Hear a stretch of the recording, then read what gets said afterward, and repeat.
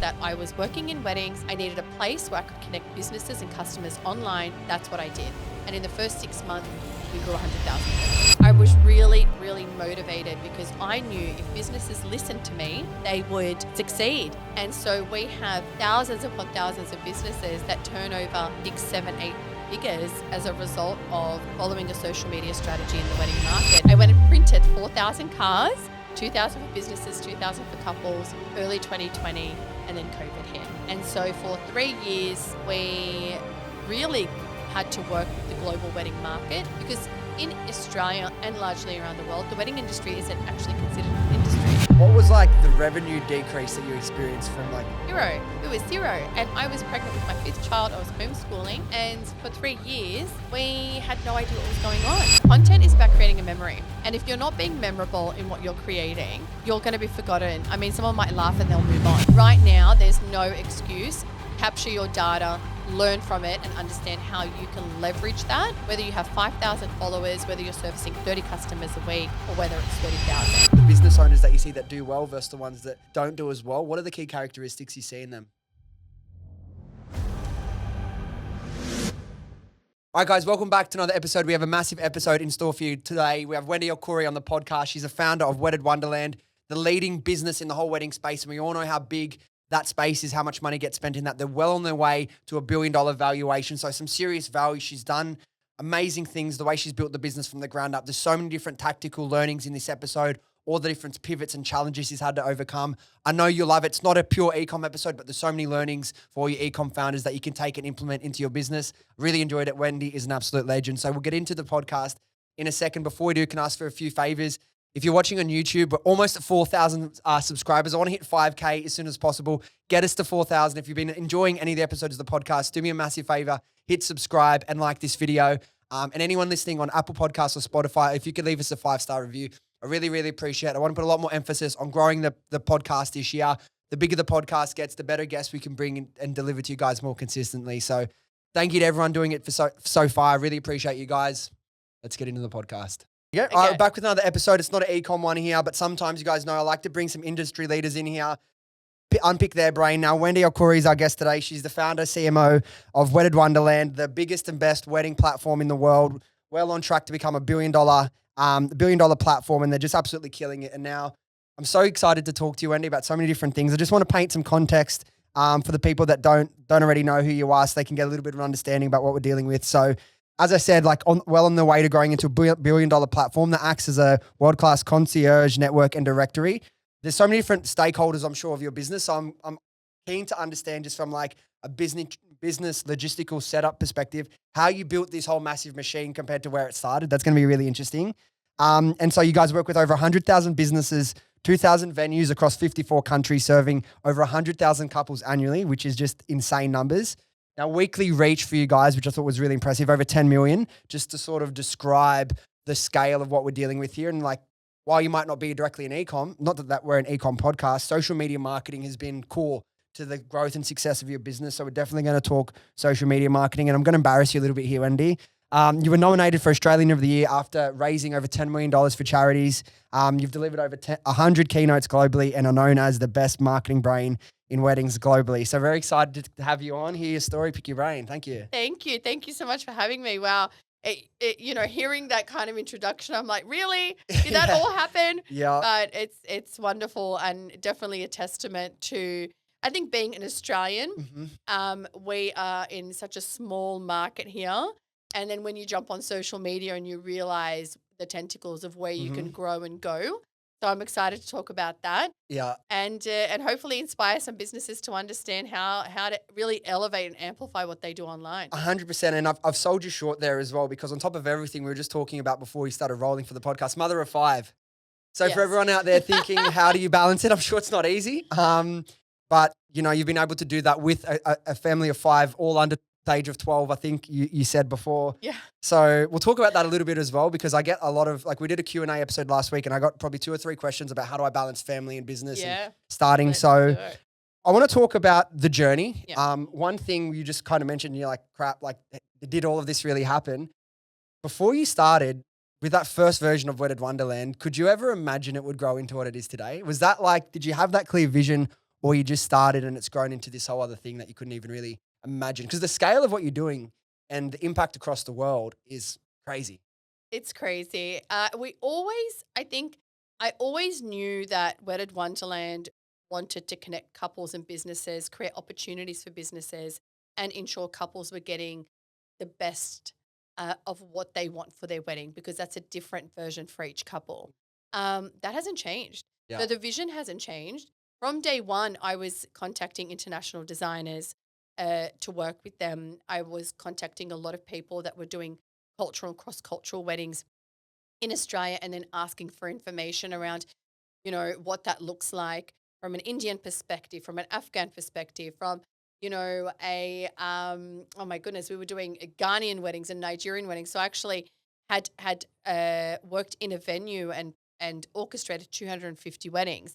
And working in Western Sydney was my foundation for working globally, because I got access to every different type of Yeah. culture, every different type Yeah. of rite of passage. And that's a testament for us to be able to have, from day one, go global. Like that's I had the context, The best thing about like living and growing up in Western Sydney is like you have the globe, or like it's a melting pot for It's people a from melting all over, pot. right? And we're so fortunate to have that. And we don't realize, I've traveled last year alone to 13 countries presenting, keynotes, and I'm able to speak to so many different cultures for the reason that once upon a time, 15 years ago, I worked in Western Sydney. Yeah. So let me we're going to talk about the journey and where it all started, but just so I can kind of wrap my head around it and everyone else that's listening can wrap my head Yeah. around it. What are all the different parts of the business, all the different stakeholders? So obviously you got your venues, the people getting married, all the industry people, hair, makeup, interior design. How does it all like paint the picture of what this massive Yeah. network looks like and all the stakeholders that are involved, just so we can sort of follow along? Because I said it's at such a scale that I'm sure you're dealing with all the contacts of the business is very, very long list. So It's an ecosystem, yeah. right? And we do everything but weddings. And this is what we say to people, is they're actually a tech platform that connects the entire ecosystem, starting with where are people getting married. So in that regard, we work with tourism boards. They're our first stakeholder. We need to understand the lay of the land. And if we can onboard them and convince them that weddings are an amazing thing for their industry, for all of the small businesses, for everyone that they work with, we have them on board. We open ourselves up to that market. So tourism board is step one. Step two is the venues, because the venues is the first point of call, because that defines where the wedding's taking place. So we have a sense of place. After the venue, we have all of the service providers, because if you're getting married in Tuscany, then you need photographers and hairdressers and makeup artists and florists and caterers that work in that region.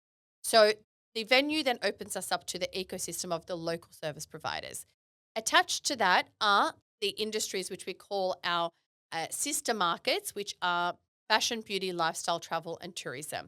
Because when you plan a wedding, you have guests, and those guests need somewhere to stay and play. So that's the hospitality, travel, tourism component. They also need to wear the appropriate attire, which is a whole part of the retail sector. They also need to beautify themselves.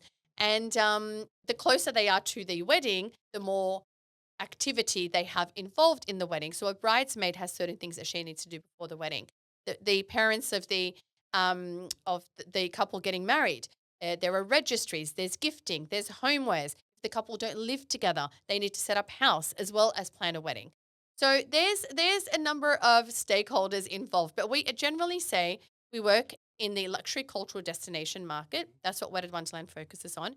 And our ecosystem, our stakeholders, are tourism boards, venues, service providers, and then the peripheral, which is the fashion, beauty, lifestyle, travel, and tourism sectors. So let me pretend I'm someone that's planning a wedding. Yeah. We come like I come across Wedded Wonderland in like that one sentence elevator pitch. What do you do for me?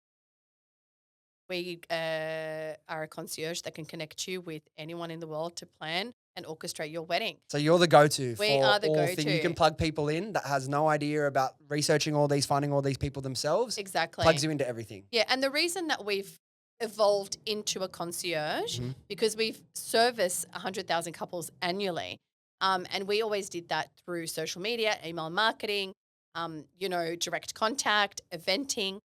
But now so many couples are getting married out of their local jurisdiction. And so if you want to get married in Bali or if you want to get married in Dubai, you're Googling, you're not finding what you're looking for. You're Yeah. jumping on social media, you're Mhm. then researching who's in that market. You think you're comparing apples with apples because everything looks fabulous on social. It's a very saturated market now for the wedding industry. So what are you actually doing? So couples come to us and sometimes couples say, I want to have a destination wedding. I don't know where. I might want to just have a local destination wedding in a farm stay in rural New South That's Wales. my favorite sort of vibe, like a Hunter or like a There's so many options Mudgee, like that sort available of vibe. for Yeah. us here. Kiama, like there's so many amazing places. Or you might want to go abroad, or you might want to have what we refer to as a wedding festival. So you may want to have a wedding in the heart of Sydney, and you may want to have a couple of events where you bring in your guests, your friends, and your family, and we call that the wedding experience. So that's a stay and play kind of destination style wedding in your hometown, and a lot of couples are actually doing that right now. Yeah, I wanted to ask this a little bit like later on, so we can dive into the business stuff. Yeah. But while we're talking about it, like what do you see is like what's some wedding trends coming up? Because there would be a lot of people out there listening that are planning a wedding. Yeah. I spoke to someone today for a mentoring call who listens to every episode of the podcast that's getting married next Friday. So there's so many people about to Amazing. get married, getting Yep. married, planning a wedding. What are like the trends that you see emerging in the wedding space for the next year? Definitely the trend is that experience oriented wedding. Couples post COVID who couldn't travel for so long are like, if we're going to be spending this money, let's do something that really resonates with who we are and what we love. So if you love, country New South Wales, then go have your wedding there. If you are a wine connoisseur and you love the idea of having an amazing meal, go have something in the Hunter Valley. Go to where it is that you actually enjoy and appreciate. And the guest experience is such a big talking point for couples right now. They want their guests to have a good time. Uh-huh. You know, a couple of years back, it was the Instagrammable wedding. I have to be honest with you. It was all about how do I look, the aesthetics of the wedding. There were huge budgets and still are being spent on floral design decor. Now we're taking it that next step further. It's about the entertainment, the experience, the food, the cuisine, and those real, key takeaway moments. Making like the best weddings I've gone to are the ones like that are like a destination wedding, not like overseas, but like you said, a country destination wedding, and it's a wedding weekend, and That's it. the whole thing is fun. You know what I mean? I think that's reflecting on some of my personal experiences. That's the best parts about a wedding. Now, the more I look into the industry and doing some research on you, it's pretty crazy the numbers and the figures they get thrown around on weddings. What's the average people are spending on weddings these days? Look, the average Australian wedding, a few numbers are thrown around, but it's anywhere between $30,000 to $60,000. Okay. The average Wedded Wonderland wedding does sit at that 100K plus because they are luxury cultural destination. Generally speaking, they fit into one of those buckets, if Yeah. not all. And for us, particularly from a cultural perspective, families are involved, budgets are considered, from a very early stage. Mhm. So it's a different type of rite of passage. Generally, Yeah. when it's a religious wedding as well, there are a number of factors that come into play. But yeah, for the average, and that's not even reflective of the average Australian couple. Some we're seeing courthouse weddings have surged 35% the past 12 months. So some people are going, nah, we're just going down to the courthouse. And then there are others who are like, you know what, let's just go to Hayman Island, take the people that we love and have an amazing time. Yeah. So from an Australian perspective, it's quite unique, but year on year, destination weddings are doubling. How much has your business? I imagine when you started, was it like predominantly Australian, and then it's grown like a lot globally, or has it always been global approach since the start?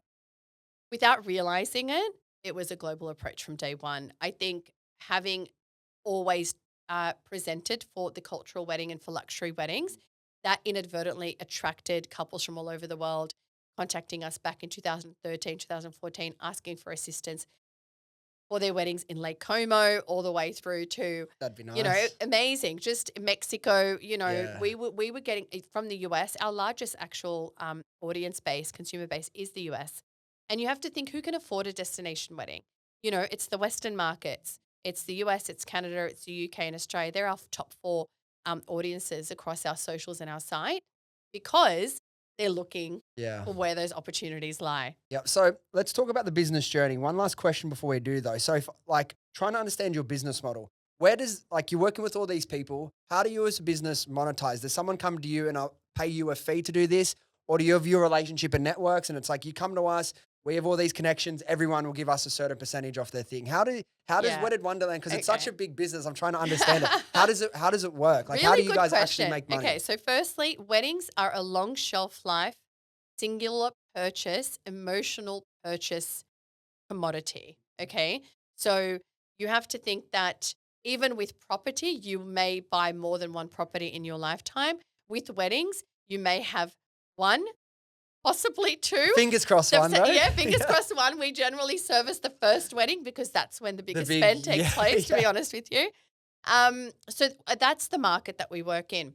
It'd be pretty worrying if you had too many repeat customers, like coming like time and Look, time again. we've heard it with a couple of designers actually, but generally speaking, we are Yeah. educating as we are selling because when you're planning your wedding for the first time, you don't really know the cost of things.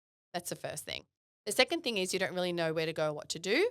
And third is social media is your reference, but that doesn't tell you about anything about price, serviceability, contractual obligations, requirements, the difference between serving 100 guests and 500 guests, for example. How businesses work with us.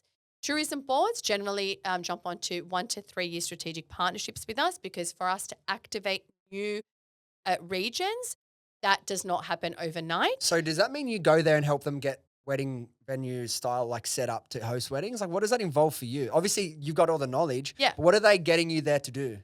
We're activating the market. So Yep. we're going in and we're having a look at the lay of the land. How many venues do you have? How many Yep. service providers do you have?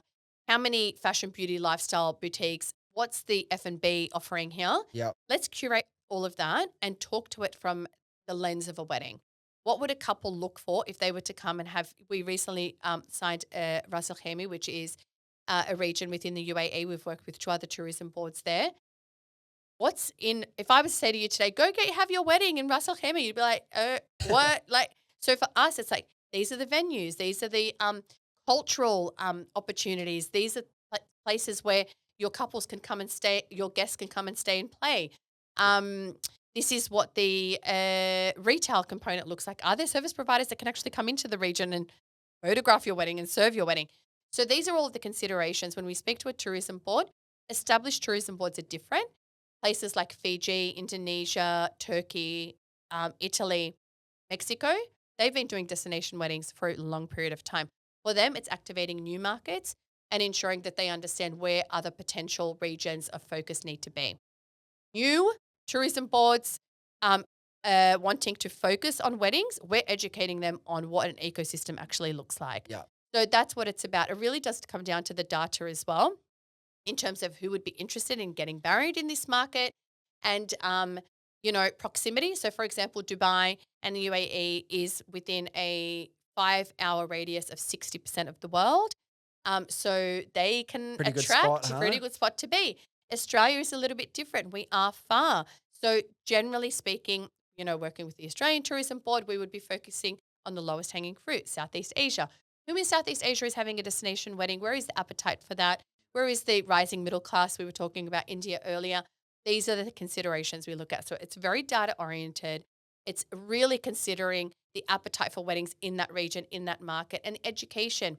Working in the Middle East, it's cracking that, and breaking down stereotypes as well. So, once upon a time, 5 years ago, 10 years ago, people didn't even think that they could have mixed weddings in Dubai. What can we wear? Can we drink? Can we do certain things? So we have to break down, and there's other parts in the Middle East that those stereotypes still exist. So it's our responsibility to market that region. That's one part of it. Yeah. So we have strategic partnerships with tourism boards and local tourism boards as well, like Northern Territory, for example, who have some really amazing places and spaces. New Zealand, who have a very different focal point. Their focus is sustainability. They don't want to have 200,000 people coming in annually for weddings. So very different focus. Venues pay to work with us through listings, so they're part of our directory offering, and concierge. So venues come to us and they're like, okay, we are Crown Sydney, for example, who are one of our amazing partners. We want to bring in weddings. What does that look like? We want luxury weddings. Obviously, they have a specific focus. We run branded content for them, partnerships, event activations, listing, and our concierge. So any couples that come to us, also planners, because with destination weddings, with luxury weddings, more often than not, the couple has a planner. So you've got to get buy-in from that stakeholder, the planner, into the venue. So do you have relationships with a lot of wedding planners as well? Is that a big All component? over the world. So the planner in our industry is like the travel agent in the travel market. If you don't have travel agents selling your regions, knowing your space, knowing how to connect people, you're not going to get people traveling to that destination. It's the same thing with planners in our market. Yep. So that's the third component. So planners and the service providers are part of our network. Yep. And we've launched our Wedded Network, which we've always had. We've just coined it a term now, where businesses basically pay us to be part of that network, connect to each other, because we are a referral and a B2B network, and have access to our concierge so we can connect them to couples who are making inquiries. And we receive over 500 inquiries a week from couples around 500 the world. inquiries a week. Yeah, for all different types of things. So some come to us right from the beginning, Mhm. which is the best case scenario, because then we can guide them which venue will give them that white glove Wedded Wonderland service, who has exclusive offers at the moment, which planner works in that region, and then we can basically hand them over to the planner. The planner can work with the local service providers within our network or outside of that, and of course then the fashion, beauty, lifestyle component as well. But then we have couples last minute saying, my planner's just pulled out. My photographers, we had a amazing bride who's actually a very well-known Australian influencer planning her wedding in Santorini. What's happened in Santorini recently? The island's been evacuated. So she's like, Wendy, um, let me know what's up. I said, let me connect you with our concierge team and actually find out what's going on in Santorini. And, thankfully, all is okay. But unless you speak to local stakeholders and you have that local market knowledge, things happen. And we need to be able to navigate that for our couples. So what are the levels? I know you have a couple of different levels of the concierge service, right? What are the levels that you guys offer? Yeah. So concierge, basically couples can come to us. It's free of charge to work with us. And we connect you with those service providers who are in our network, who are paying to be part of So that. they pay for the cost for the access to everything you've built, not the actual customer on the end. Not the couple. And for us, we have always, everyone in the business world has said, charge your couples, you're doing all this work. We will have an elevated white glove service available later this year for those who are spending the $1 million plus. That's a very different type of wedding. But for those who sit underneath that, really what they're looking for is the contact, the introduction, and a vetted, network of business owners that have been working in the industry for some time, who are amazing at what they do, who we refer business to ongoing. So it's pretty much like a no-brainer to go to Wedded Wonderland if you're the actual person planning a wedding. Oh yeah, and we love it. We love solving problems for our couples because we, in essence, everything that we do and why we started was to make life easier for our couples. Solve those problems. You just mentioned like the scale of the wedding industry. Another reason why I was keen to have you on. Like, everyone knows how big the wedding industry is and how much people spend around their wedding. Yeah. But so you were talking about that $1 million plus, Yeah. wedding, and you'd think, there's not too many of them. How many $1 million plus weddings do you do a month? So for the inquiries that we drive monthly, it does sit from the 12 to 15 mark. That spend over $1 million on their wedding. That spend over $1 million. We received an inquiry recently. It was a couple that's based in the US that are of Middle Eastern origin that want to have a wedding in Bali. So you can imagine the ecosystem that you have to have in order to deliver that, of which they wanted to have 3 different types of weddings in 3 different venues. So we had to connect this couple with this planner from 2 different markets into a third market with planners there into 3 venues there. And that's why we do what we do. Question a little bit off topic, but what has been exposed to this sort of wealth around the world in what you do? How has that changed the way you see money? It's really interesting. I think that, when you look at the figures of what's being spent, we've had weddings where the gift alone for each guest that's attending is over $1,000. Indian weddings, for example, a lot of the couples from the ultra high net worth community pay for everything, and that's the planner's responsibility to organize everyone's flights, everyone's accommodation, the local pick up and drop offs, the DMCs on the ground. Logistically, it's astronomical. One of our partners actually from Doha organized a wedding in India, which was a $55 million wedding. We have a planner we work with out of Mumbai who organized the fifth most expensive wedding in the world, which was a chartered um, cruise liner that sailed through, I know, the Mediterranean Sea. And they had something like 200 chefs, 100 Bollywood stars on there. So we hear things and we're kind of like, this is really amazing. This is insane.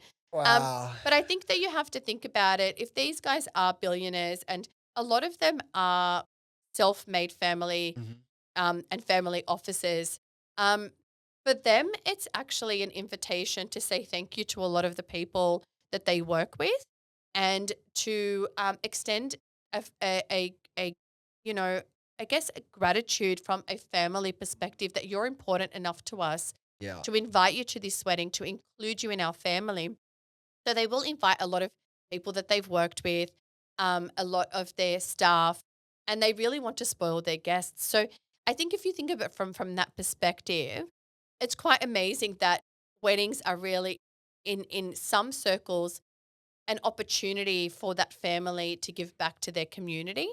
And we've seen that happen all over the world as well. So, the Ambani wedding took place in India. A lot of people have a lot of things to say about that wedding and that family, but these types of weddings sometimes take place in their hometown. Elie Saab, for example, he's based in Paris. He's one of the biggest designers in the world. He had his son's wedding in Lebanon to give back to the Lebanese community. He really wanted to be able to showcase that.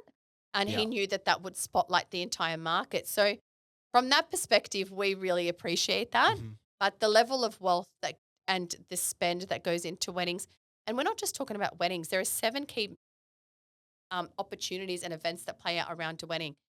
The proposal, which we now see the spend around proposals. Do you do anything in terms of like pre-weddings, like engagement rings? Is that part of your Of business and course, stuff? so we actually have proposals in Wonderland and Honeymoon Wonderland, and Wow. collectively, those platforms have close to 1 million followers across TikTok and Instagram. Um, because for us, it's so important It's to all part capture of the the journey, couple. right? Well, Yep. it's capturing the couple at an engagement point means that we can service them through the entire journey. And Wow. we realized that a few years back, which is why we launched proposals in Wonderland. And then the next thing is I'm getting married in, Monaco. I want to have my honeymoon. Where do I go? And so then we obviously connect that ecosystem. It's the same product. It's hotels, it's venues, and so A that's how we 100%. extend it. And this is the exact way that ecom brand should be thinking about it. You launch with your hero product, it does really well. What can I do pre and post Yes. to increase my offering? Like you said, capture that customer for longer, do more for them, and go along that journey with them as long as you can. I think it's really cool to see the way that the Wedded Wonderland brand has grown. Almost 1 million followers on Instagram, like crazy. Like not many Instagram accounts, well, probably any that I know of in the Yeah. wedding space that are doing anything close to those sorts of numbers. Let's wind it back to the start and start talking about the business journey. So when did you actually launch? The cough. Do it. Laryngitis. Yeah. So I launched Wedded Wonderland in 2013. 12 Originally, years ago now. yeah. Yeah. So it was a Facebook page. That's you what I know? mean. Like Yeah. from where it would have started from like, So- I imagine some sort of a blog-ish type It thing. was. It started. So we were kind of the first social media curation platform, I would say. I now know the right terminology to use. So What is that? which is having a media kit, knowing your audience type, understanding your value proposition, what a content calendar looks like, curating content, creating content, editing content, writing captions, tagging, meta tagging, SEO. My background's not media. I did not know any of this stuff. I had no clue about what this meant. All I knew was that I was working in weddings. I needed a place where I could connect businesses and customers online in a dynamic way all day, every day. That's what I did. And in the first 6 months, we grew 100,000 followers. For that reason, we were the first platform in Australia, if not the world, that was curating content and making it meaningful and ensuring that we were driving from an educational perspective. Because as I said, many couples have not worked in this market before. I was consulting to businesses on their social media strategies, having grown that following so quickly. And being an educator, that's my background, I was really, really motivated because I knew if businesses listened to me, they would They will do better as succeed. well, right? And so we have, and this is one thing that's probably not listed anywhere, thousands upon thousands of businesses that turn over 6, 7, 8 figures as a result of following a social media strategy in the wedding market. And that's why I'm a keynote speaker and I speak all around the world, because I'm like, just get it done. Trust me, follow this formula. There is a method to the madness. If you actually ensure that your footprint online aligns with what the couple is seeking and searching, and you know how to convert them so you're not there to entertain, which is what a lot of people do on social media. And they're like, I have all these followers, but nothing's happening because you're not actually using any conversion methodology in what you're doing. And it works. So what is a little bit of that formula? If someone has a business in any of those like Yeah. verticals attached to the wedding or wedding planning pre or post, what's a little bit of that formula that gives these businesses the success or the push that they didn't have pre coming across all this information, this structure? Yeah, I think as you know, social media is a brand awareness piece. We're top of funnel here from a marketing perspective. You need people to know who you are and what you do, but they need to be able to discover you first. So basic things like having the right information in your bio, having searchable hashtags within your feed, using SEO tools the right way for social and site. You have to be found first. Again, if they don't find you and they don't book you, they're not going to come back to you because they're buying your product once. So you have to be found. When you're found, they need to find the information within 10 seconds about who you are, what you do, and where you're located. So many people in the wedding industry, you may have a photographer who's based in Adelaide who actually does destination weddings around the world, but in their bio, it's I'm in Adelaide. So that in itself limits where you're actually going. Where have you worked? So I know where you're based, but where can you go, right? Yep. Showcasing that through your highlights is really important, and ensuring that that is strategically utilized in your content means that if a couple comes across you and they're in Melbourne or they're in Indonesia or wherever else, they're like, I like this photographer. Oh, he's actually traveling to Europe. Oh, I can actually connect with that person and make something happen here. So you don't want to be losing out on those leads. But then from a content perspective, the way that you share your posts and the way that you share your stories, more importantly, is where you need to be doing your data capture. You know, we know ManyChat, we know all of these tools that are now available that once upon a time weren't. We used to do it manually. Everything We'd be manually. like, hey, so who's planning a wedding here? Drop your details below. You know, let's ask a Copy question. paste Google Sheet. Like, Exactly. Prompting people to actually Mhm. ask a question. So if you post a query, like we've just had a bride ask us, you know, should she get married in Phuket or in Bali? What are your thoughts? Have you planned a wedding there in the past? Speaking B2B, are you looking to plan a wedding there or have you experienced a wedding there? All of a sudden, you've got 3 data capture points, right? So do you have a question similar to that? 20 couples come through. Actually, I'm planning a wedding here, blah, blah, blah. All of a sudden, we've got 20 couples on our database. We're ready to go. So you have to ask questions, you have to prompt and you have to probe, and you need those strategies in your business to convert. How big, and you might not know exact something, I'm not sure if this is like what you're looking after, but how big do you think your database is?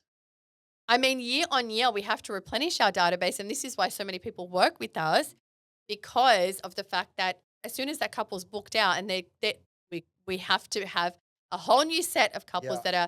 that are ready to rock and roll. 40% of engagements take place between November and February, which is something that a lot of the industry doesn't know. Ah. So they basically start booking out from Feb onwards, and then Yeah. you have, you know, a 6-month duration of when bookings take place, and there is a sequence of events that plays out there. If we were to calculate our total database, like B2B and And consumer, consumers? I would say that it would sit around the 200,000 plus. Yeah. Year on year, as I said, you know, the number of couples that we service is the 100,000 mark. But from that perspective, where we're servicing them, now we actually have a CRM where we service them, we profile them, we have an understanding of their budgets, their price points. That gives us data as well to understand where appetite is, where trends are taking place, which is really important for us to be able to develop our content calendar, strategic partnerships, and everything else. So with like so many moving parts, so many stakeholders, so many contacts, you mentioned you used to do everything manually. Now there's like a lot more that we could do. I know you have like a whole lead that does all the AI within the Yeah. business. What's some of the biggest like game changing processes, applications, AI functionality? Like what have you brought into your business that's really helped streamline and organize things that maybe someone in any industry could use and it could help them with their process? Yeah, look, I am not a naturally process oriented person. And I think anyone who's got a creative, and I refer to my kind of people, creative heart, business mind, I need to figure this out. Every single touch point in your business is a data point, and you need to be capturing that, and you need a CRM to do that.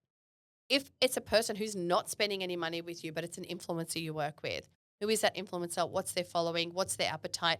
what's the conversion rate on them? Because any given time that you're running a campaign, you need to have 100 influencers in your books with up-to-date information that you can access in order to be able to go, okay, we're going to do a gifting op here. Yeah. We want to be able to tackle this. We need to focus on that. So I'm not talking about a CRM just for those who are purchasing from you. Who are your stakeholders? Who's your media outlets? What does your little black book look like? Because all of that is data points. And that's something that we needed to realize because stakeholders in our industry, as I've just said, it's so multifaceted. The consumer as well, you need to nurture that consumer. You've got a repeat purchasing consumer. We generally don't, but we know that once they've booked their venue, there are other things that they need, right? So I truly believe once you understand the behavior of your one avatar or 5 different avatars that exist within your business, you can start to form partnerships. So you can start to think, okay, well, if I'm selling a product which is a perfume, then what other products is that consumer interested in and who can I be partnering with to be able to do some audience hacking, data hacking, and that kind of thing. That's how businesses grow today. You collaborate, you strategically collaborate with those businesses that you know have similar audience types and complementary goods. And that's how you're going to grow your tentacles in different markets, in different audiences, and in different capacities. And what are you using for your CRM? So our CRM is Zoho. Yep, Zoho. And we are a partner of Zoho. So we have projects within Zoho. And let me tell you, my husband, my friends are going to watch this and be like, who is this person? Because I cannot stress enough how much I loved my Google Sheets and my Google Docs. Yeah. And I still do it. And my team then convert it. Yeah. They know. Like even That's if like Joe's got me everything from Google Sheets onto Notion. Yeah, Notion is amazing. But there's all these different types of tools that obviously businesses today, you have no excuse. I'm going to say it. I'm going to straight. You have no excuse. 10 years ago when we were setting up our Facebooks and our Instagrams, we did not even have the opportunity to share a story. You know what I mean? Like right now, there's no excuse. Capture your data, learn from it, and understand how you can leverage that. Whether you have 5,000 followers, whether you're servicing 30 customers a week, or whether it's 30,000. Let me ask you this. You mentioned, okay, someone books a wedding. You also know you don't just do weddings, you do everything pre and post wedding. Yeah. Someone books a wedding, they're in your database, so you know when everything's booked. What does that look like after? Are you sending them emails with florist, makeup artist? Like, what does that actually look like off the back of it? Is it it's like a journey through email marketing? Yeah. Like, where are you giving these other touch points? Yeah, absolutely. So any business has a customer journey, right? Yeah. We know the most active consumer in our database is the one who is getting married, right? But that doesn't mean that everyone in our database is getting married.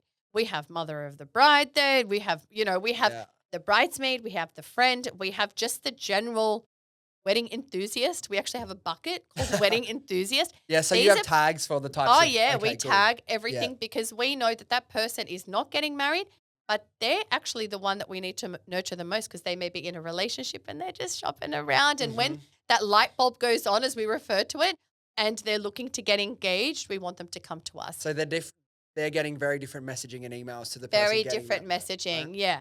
And then after the wedding takes place, some couples, brides in particular, they like to stay in touch with the wedding scene. They want to know what's happening. Some love their wedding so much they want to enter the wedding market. We see that happen quite often. Well, my last couple friends that got married are like, you went through that. Now we want to start our own little. There you go. So they do.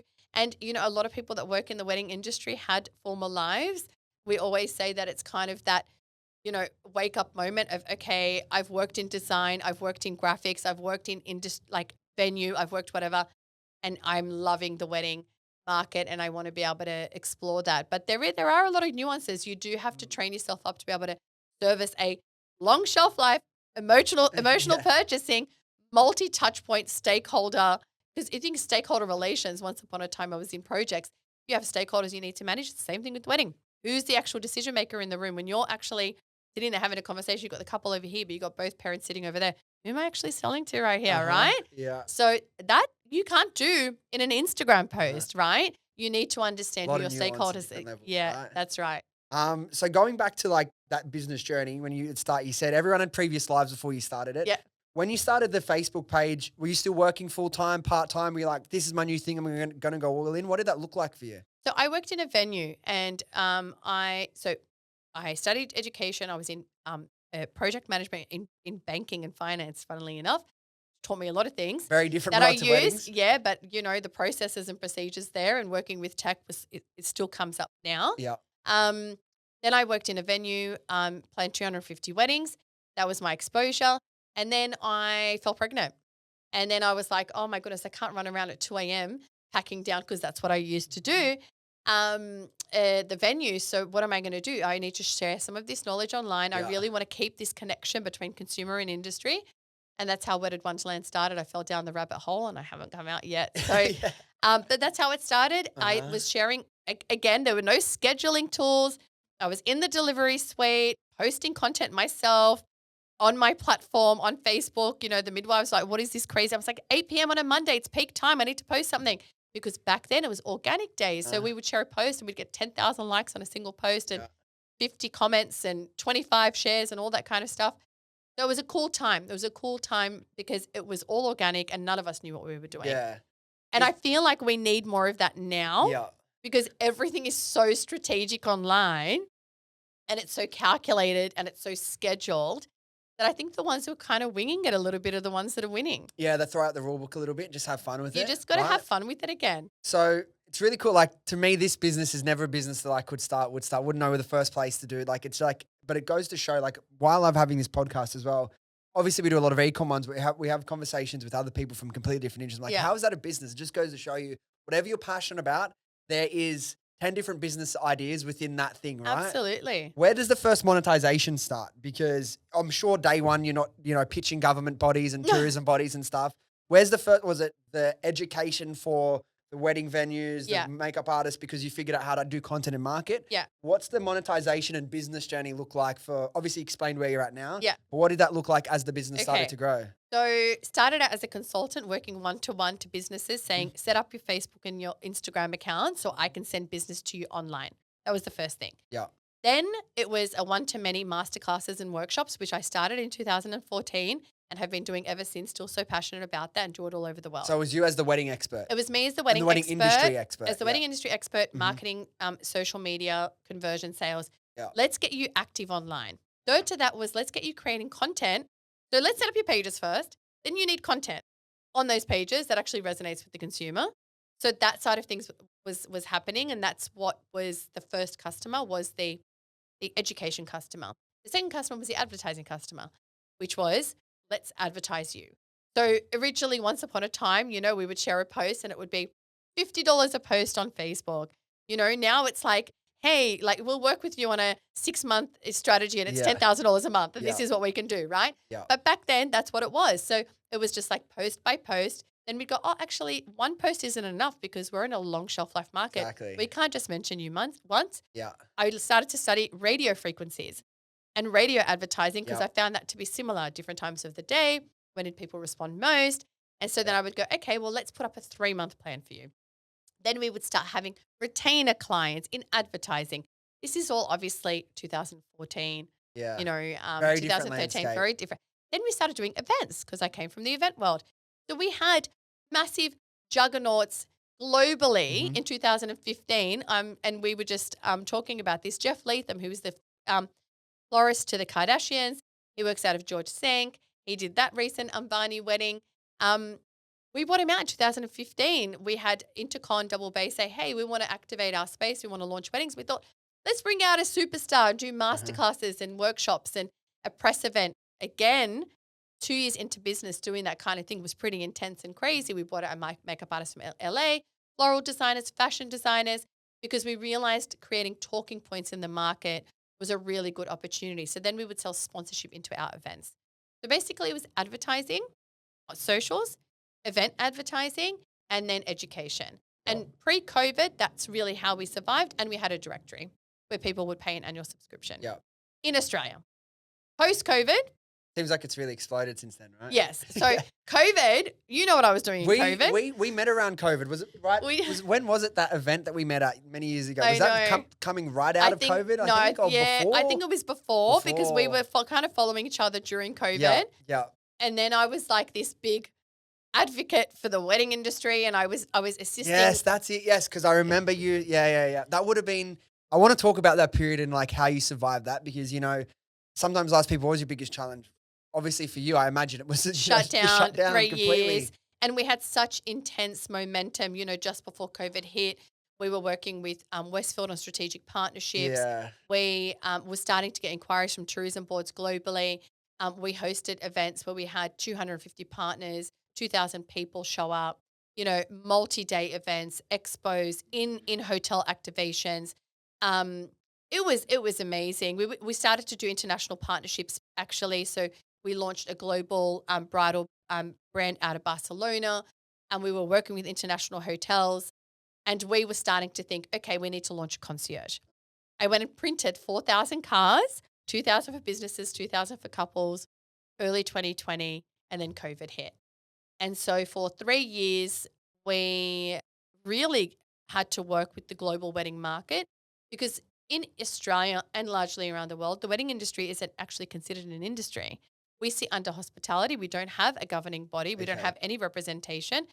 So then I went from being like the, Studio 10 wedding girl to news.com Yeah. and speaking to Gladys Berejiklian, having to talk to all of the local mayors, assisting businesses in getting some kind of funding. We had to put forward actual presentations on why businesses in our industry deserved to get any kind of funding because we didn't really see, we were opening and closing all the time. We weren't really shut down like the travel sector. It was intense. For your business, and I know like, because now you do bring me back, I remember it, you weren't just championing on behalf of your business, it was the whole industry. Yeah. But for your business personally, what was like the revenue decrease that you experienced from Zero. like, wow. It was zero. And I was pregnant with my fifth child. I was homeschooling. And for 3 years, we had no idea what was going on. And so that's what made me really reflect on the inquiries that were coming through, which were largely from businesses seeking help, but also the markets that were opening up during COVID. The first market to open up, the shortest lockdown was in Dubai. It was for 2 months. So they came to us early 22 and were like, hey, would you do something? We're like, what do you mean? We can't even go outside. What's going on? So it was really, and then we were like, okay, hold on a second. What's going on here, And so we started working with them in 23. We launched Destination Weddings, Get Wedded in Dubai, a digital publication. I went over and did 16 interviews in 4 days. We activated this campaign and we had 100,000 reads of the magazine in 2 months. That was our target for the year. And then we went, all right, there's a massive appetite here. So from there, subsequently we worked with over 20 tourism boards, which is amazing. So this is all post-COVID. So sort of a blessing in disguise, right? Well, now, and Now for me, you can I'm such say a that. silver lining person. As hard as it was, and everyone knows during that time, I was so vocal on behalf of the industry. I'm so passionate about particularly the small businesses, the sole traders. 85% of our industry is privately owned. We work in a sector where, every single person is really passionate about what they do. You wouldn't survive this market otherwise. It's lots of mums and dads, lots of small business owners, and these guys are living week to week driving these service-based businesses, and they need the support and they need the understanding, more importantly, the education of what it means to work within this sector. So What was it like for you though emotionally in that period? You go from this business, building all this momentum, got all these visions for the future to like everything stopped.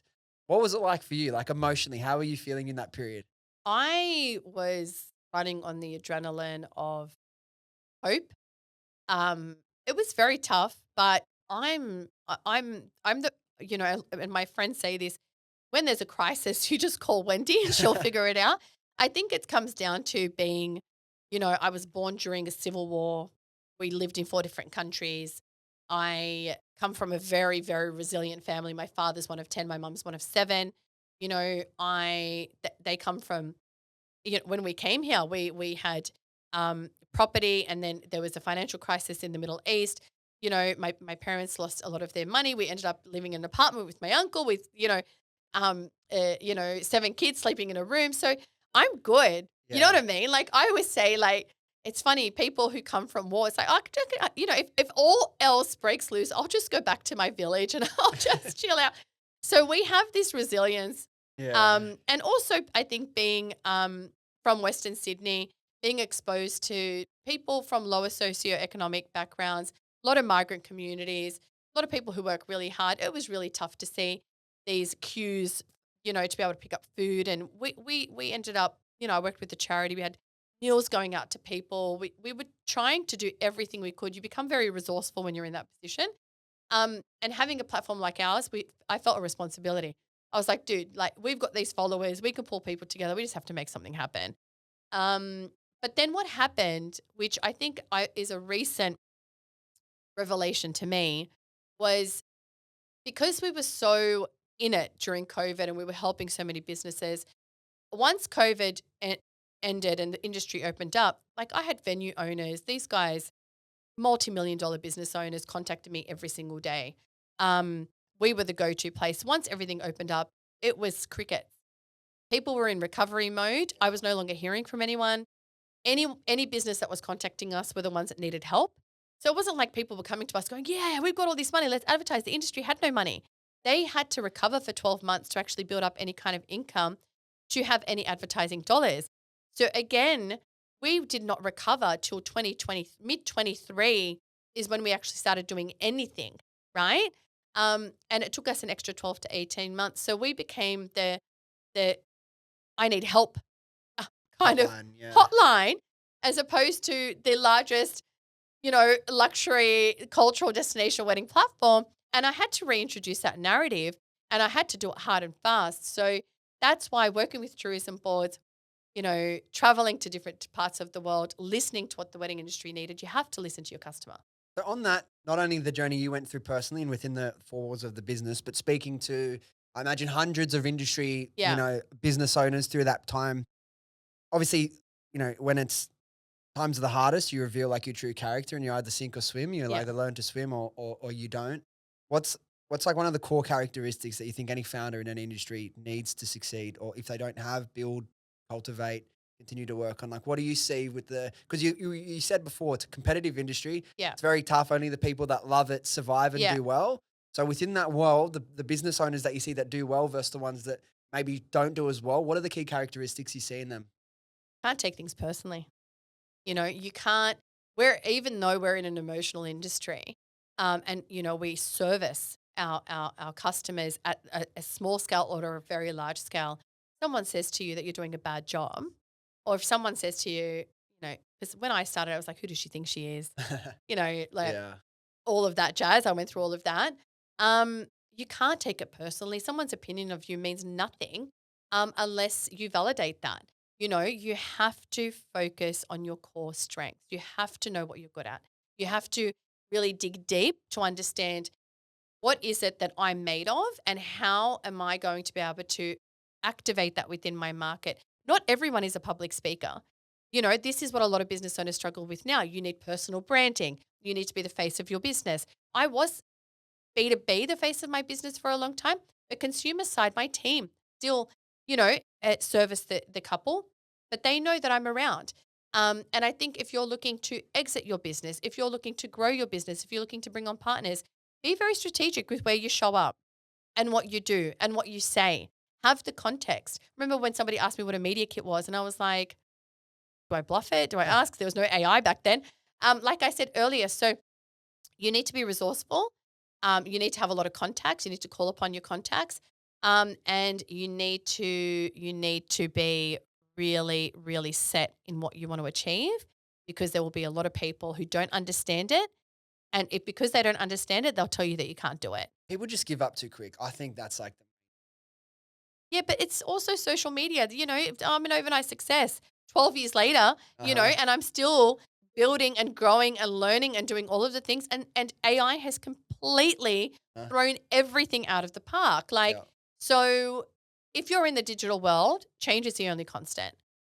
If you own a small business right now and you're looking to grow and expand, you have to understand marketing. You have to understand the lay of the land in which people can find you. Doesn't mean that you need to be on TikTok dancing. I think the perception of what social media means for businesses right now, everyone now knows how important and how valuable that is. So don't take that lightly. Hire the right people, do the right things, right? You don't have to be good at everything as a business owner as well. Hone in on your skills and your talent and hire people who can do the other stuff, you know?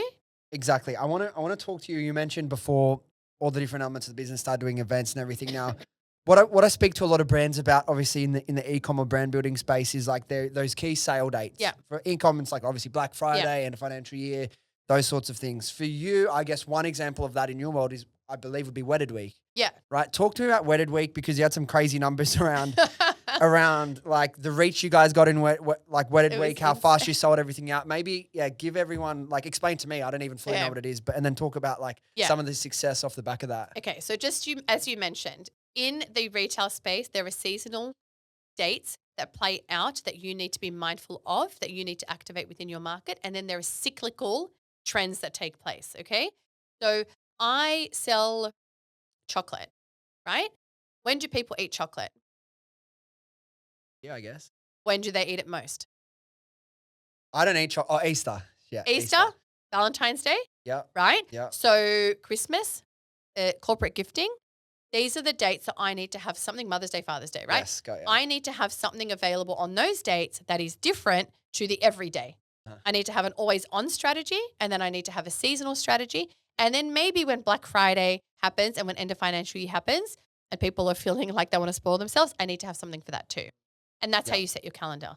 In the wedding industry, I just told you that 40% of proposals take place between November and February. When do people buy their engagement ring? Generally 3 to 6 months prior. When is it delivered? 6 weeks prior. When's the proposal planned out? 3 weeks prior. And that's how it works, right? So we understand the behaviors of the market. We set Wedded Week around when people are proposing. The second biggest period of proposals is during European summer. So in August, in fact, is when the next batch of weddings are actually being planned out. So we set up Wedded Week on 2 sides of the year in order to activate those couples. We didn't want to do a physical expo because a physical expo means that we are limited to the region that we're in. So we said, let's go global. Let's do an online Vogue Night Out meets Black Friday, right? So exclusive offers doesn't mean it needs to be discounted, because in the luxury space, we value add, we don't discount, right? So let's do something where, for example, we have White Runway, who is one of our partners. You buy 3 bridesmaid dresses, you get the 4th free. If you don't want to buy it, if you don't have 4 bridesmaids, you get to buy your bridal shower dress or your kitchen tea dress or your after party dress. Yeah. So there's still some sort of value proposition there. For the second Wedded Week, 150 partners. And what we wanted to do was drive sales. We wanted to drive business. I think the value was that we had 64 partners in 55 countries promoting Wedded Week, who are now part of our network. And we realized through those partners, through our ad spend, because you need to have paid ads when you're running a campaign. You can't do a campaign organically, people. You need to have paid ads, right? You know this better than me. And that needs to be very different to the organic that you're driving. And you need to utilize influencers, and you need to have a really cool hook that everyone understands, right? So we had, for example, a content creator in Queensland who had started their business a year ago, who wanted more bookings. They wanted to be more known. They paid for Wedded Week. They got 12 bookings out of a $2,000 investment. Average order value is $1,500 plus brand exposure, affiliation, global event, et cetera, et cetera. They're the kind of stats that we did during that period of time. Some people got more bookings if it was a lower. So, for example, we had jewelry, accessories, average order value $100, 50 purchases during that period. But what that also gave that business, because they had data capture on their site, was maybe another 100, 150 that may be interested in purchasing moving forward, because not everyone is going to buy during that time. What we did is we asked all of our service providers to extend that offer to a time that was to them. We drove traffic during that time. And then it was like, you can activate this offer because you're not going to book your venue in a week. But this venue is available. Let's talk about, the Jackson Ranch Bannisters, amazing property. You can now book this for the next 3 months, but make sure that you have this offer available and you can come back to us. So that's what Wedded Week is. We are this year doing it a little bit differently because it was a beast and it reached 680 million people globally. Go team. That freaked me out. Honestly, 680 million in a week. That was intense. It was, I tell you, I don't think I slept for 7 days. because the team was sharing the numbers with me and I was just like, are people getting sales? I don't care about the reach. I don't Yeah. care. Just tell me because, and like I said, some people did incredibly well because their offer was amazing and it was very easy to understand. Others, it was like, guys, in 24 hours, change your offer. Yeah. That's not, and the wonderful thing is when you have people who are e-com centric and tech They savvy, get it. move it to the top, change the offer changed. Okay, they got 7 inquiries today. Okay, amazing. Let's keep going. So we watched those numbers. None of us slept during that entire week. Thank you to my team. So this week we're doing it a little bit differently because we want to make sure that all of the businesses who are on board, we want to be able to vet those offers, ensure that they're really clear with the messaging. So they're set up for success, right? Set up for success, but also have an always on strategy because all of those businesses were amazing. Some did better than others, but we want them to always be found, right? So I'm looking for lingerie or I'm looking for my honeymoon. This is, an amazing property in the Maldives, for example, but they can always have an always on strategy with us. Not everyone's going to book their honeymoon during that week. Here's something specific for that week. But hey, if you want to work with these guys, give us something that we can give to our couples and we're happy to have you always on, always available in our directory as part of our concierge at Wedded Wonderland. And so Wedded Wonderland, is it essentially just a website or are there like digital events where people are joining like The Zooms Wedded and Week, stuff? yeah. Like, So website is the core. that's Wedded like Wonderland. like Click Frenzy, but without the discounts and in the wedding space. That Well, sort of that's vibe? what Wedded Week was. Yes. That's Wedded Week Yes. specifically, Yeah. right? The network is what I like to refer to as the B2B, almost like the LinkedIn platform for the wedding industry with the directory involved. So that's an app. Wedded Week was its own independent site. We now want that to be part of our core site.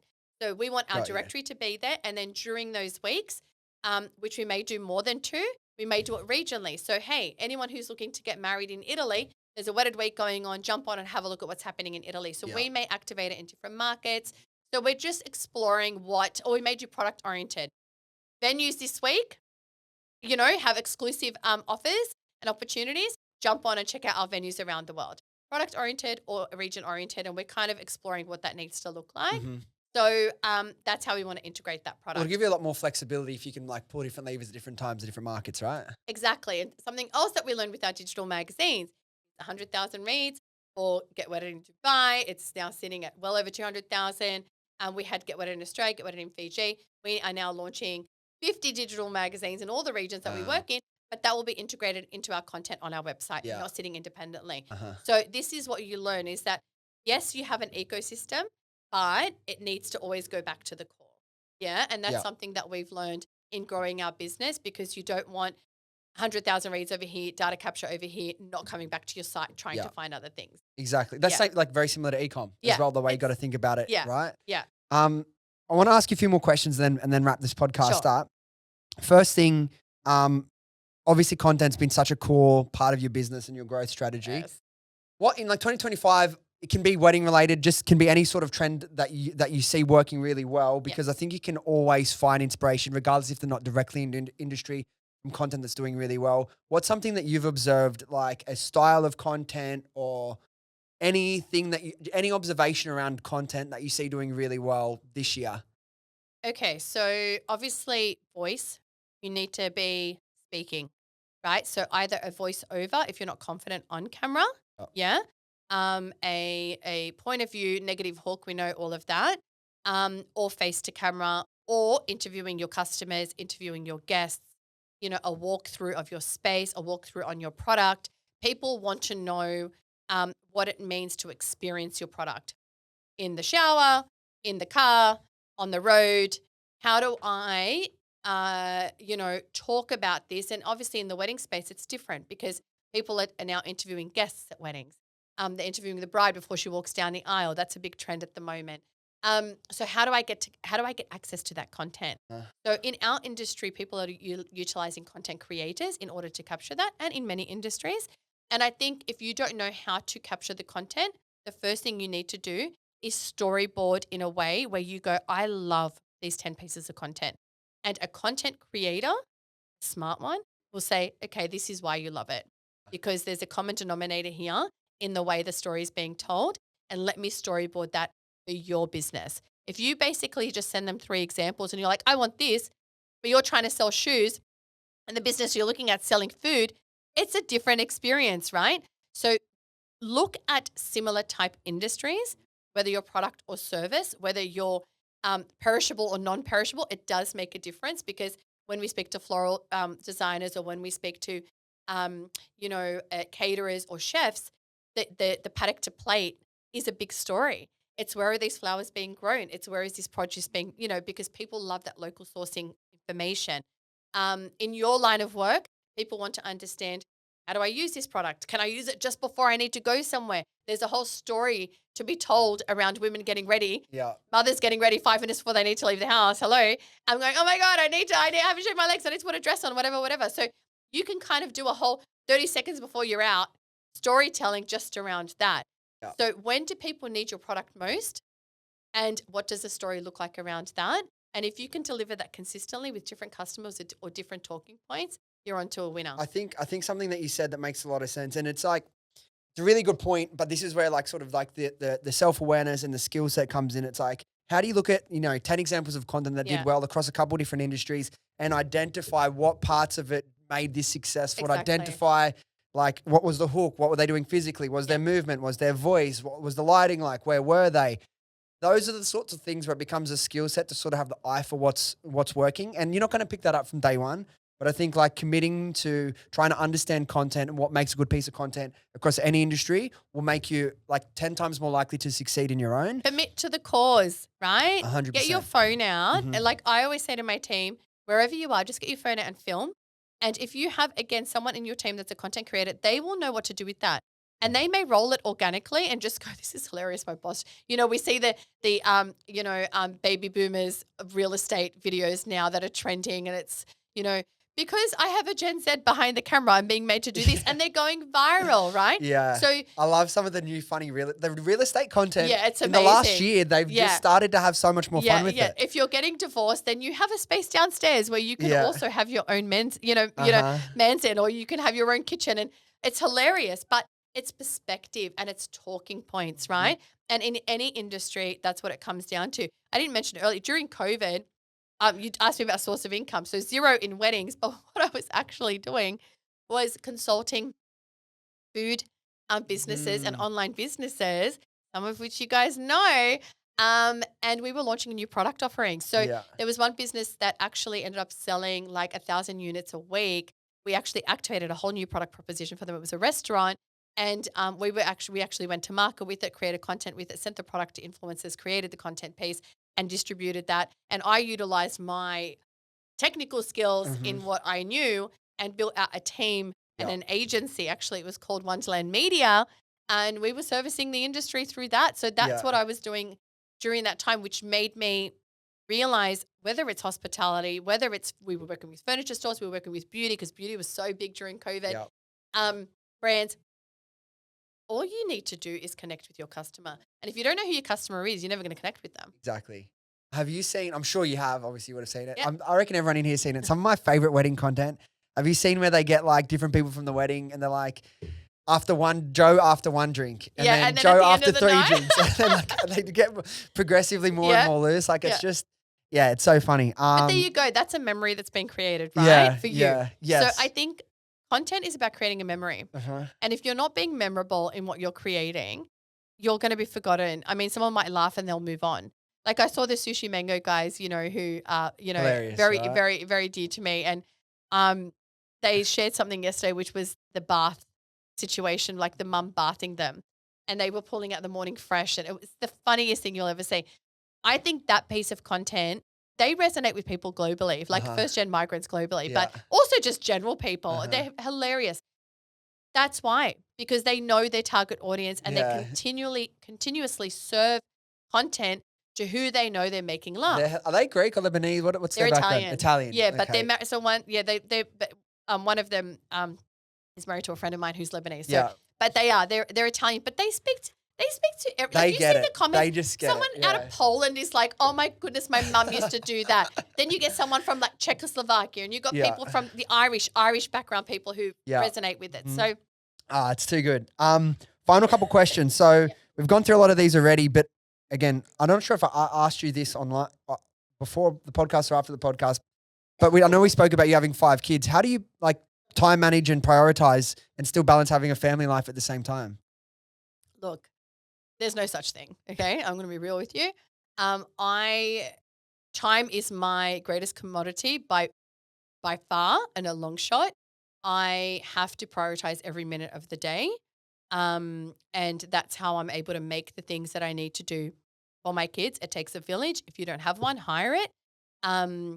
Understand that in Australia, modern Australia, it's very, very difficult to raise family without having help and without having dual income in the family. So you need to prioritize your time. And you need to be really, really organized, and you need to have people around you who are similar to you, because if you're a working mum and you're around a lot of people who aren't, it's quite challenging to find a common ground and go, can you pick up my kids in 5 minutes? And that person go, oh, why does she need, as opposed to, yeah, I've got them this time, you get them next time. You need people around you who understand you. Absolutely. That's my advice. And think of the things that really matter. Focus on them, and the things that don't, like your kid wearing odd socks, don't worry about it. So what's coming up next for you for Wedded Wonderland over the next 12 months? Oh, what's happening for us? We are heading off to London next month. We're cool. launching our European chapter for our network. Nice. We're taking a lot of Australian brands with us and American brands, those who want to tap into the European market, as well as activating the local market who service the luxury cultural destination wedding industry. Very exciting. We are also going to Dubai, Doha, and New York to do similar things. We recently hosted our Australian launch. We are launching our website with all of those things, the directory, the network proposition, the concierge in one location. How long have you been building that? It has been, I'm going to be real with you. The amount of iterations, we have been building it for 12 months. I wouldn't expect anything. Yeah. To cover everything we've been talking about. To cover it all, that's what it takes, and it's a lot of work. Yeah. But we're launching our new site, Concierge Network Directory will all be available on it. We are hosting a very, very big event, hopefully later this year in the Middle East somewhere, which will be the hard launch. And we'll be partnering with tourism board flight partners, local shopping districts, as well as venues and service providers. So it's going to be a really, really big thing. Do you stop in because we get so caught up in always what's next and all the doing of all the things. Do you stop, and have you learned, over your years in business to stop and celebrate those wins, big or small? Because I feel like a lot of us don't. I'm a stop and smell the roses kind of person. I really appreciate the small things. I still get excited when I see a wedding play out that we've had a part to play in. Yeah. I still get excited when I see a new business doing incredibly well, or a business that hasn't been able to figure out the social thing, been sitting around 15 years, and it's a sink or swim situation, and we kind of catapult them. So I celebrate that. I celebrate the wins of those we service. Me personally, I'm not quite there yet. I still have a lot that I need to do. I have like we said, we're working towards a $1 billion company. So very fortunate to have my partner and my team who are all, working really hard to make that happen. And we just want to service our industry. We just want to service our couples, and we're just really passionate about doing that. That for me is a win every day. And so if anyone wants to find both yourself personally and Wedded Wonderland, where's the best place they can connect? Okay, so Wendy El-khoury. You can connect with me on LinkedIn, on my personal Instagram account. Wedded Wonderland, obviously, weddedwonderland.com. Wedded Wonderland, Instagram, TikTok.